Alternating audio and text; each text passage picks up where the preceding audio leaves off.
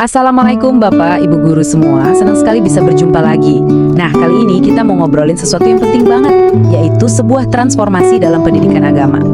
Gimana caranya?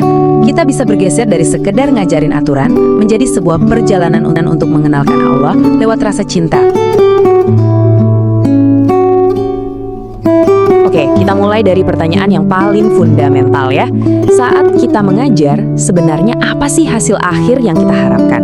Apakah kita ingin menciptakan generasi yang ibadahnya karena takut dihukum, atau generasi yang ibadahnya karena rindu dan cinta sama Sang Pencipta?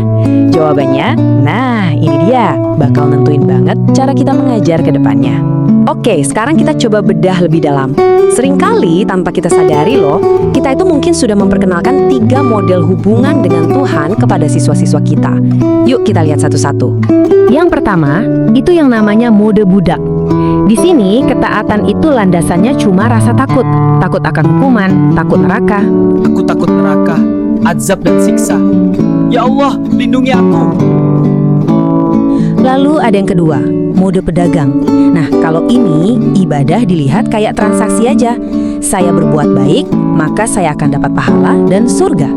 Aku pasti dapat pahala. Terima kasih nak, semoga Allah memberkati. Sama-sama Pak. Semoga panjang umur. Dua-duanya ini, sadar atau enggak, bikin hubungan kita sama Allah jadi kayak hitung-hitungan untung rugi. Nah, ini dia nih akar masalahnya. Kalau pendidikan kita terlalu fokus ke imbalan dan hukuman, kita tanpa sadar lagi ngebentuk mentalitas transaksional. Agama jadi kayak kalkulator, gitu. Kalau aku sholat, dapatnya apa? Kalau aku nggak puasa, hukumannya apa?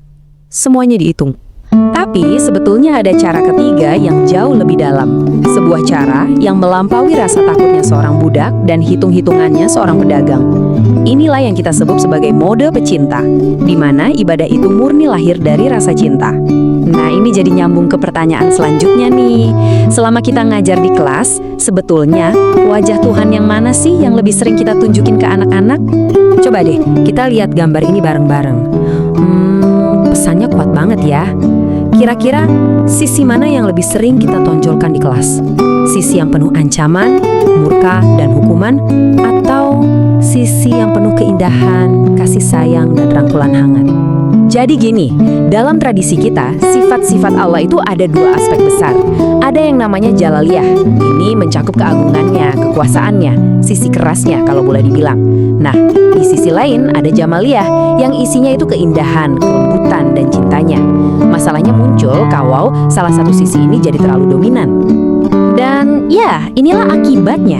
Kalau kita cuma menonjolkan sifat-sifat Jalaliyah, ancaman neraka, murka Tuhan, pokoknya yang serem-serem, makna takwa itu jadi sempit banget.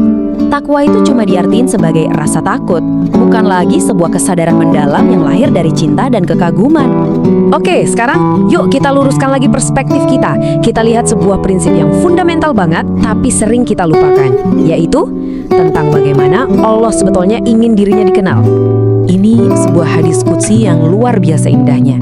Allah sendiri loh yang bilang, rahmatku, kasih sayangku, itu mendahului murkaku. Ini kan pernyataan yang sangat tegas ya, bahwa sifat dasar Allah itu cinta, bukan amarah.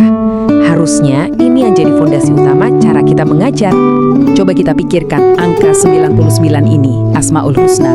Kalau kita renungkan baik-baik, mayoritas dari nama-nama indah Allah itu adalah cerminan dari sifat Jamaliyahnya, kasih sayang, keindahan, kelembutan.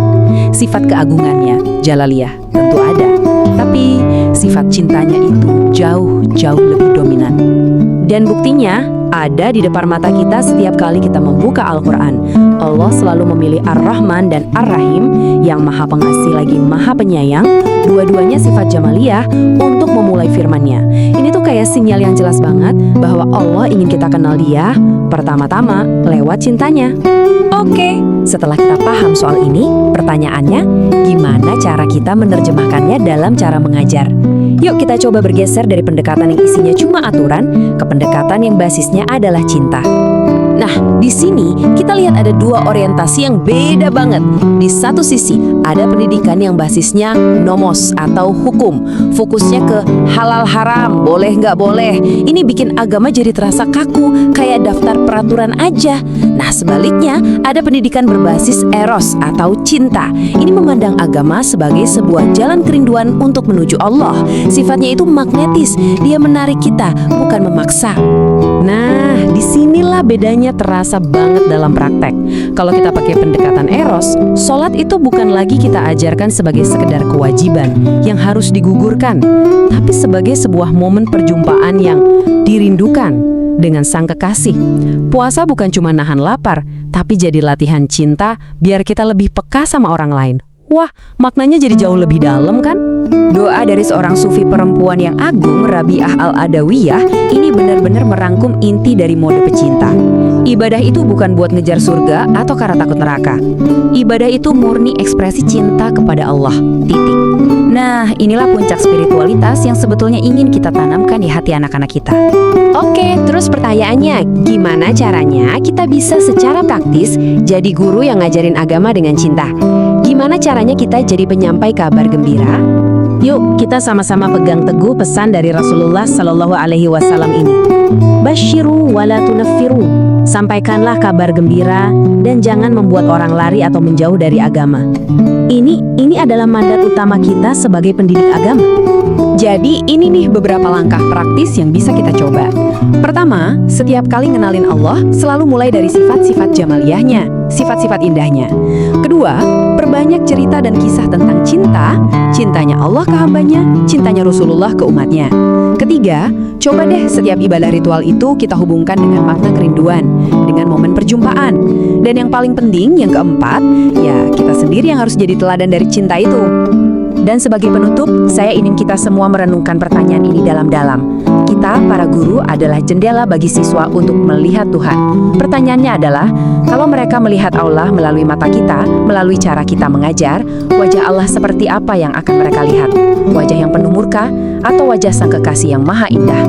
Yuk, kita sama-sama memilih untuk menampilkan wajah cintanya.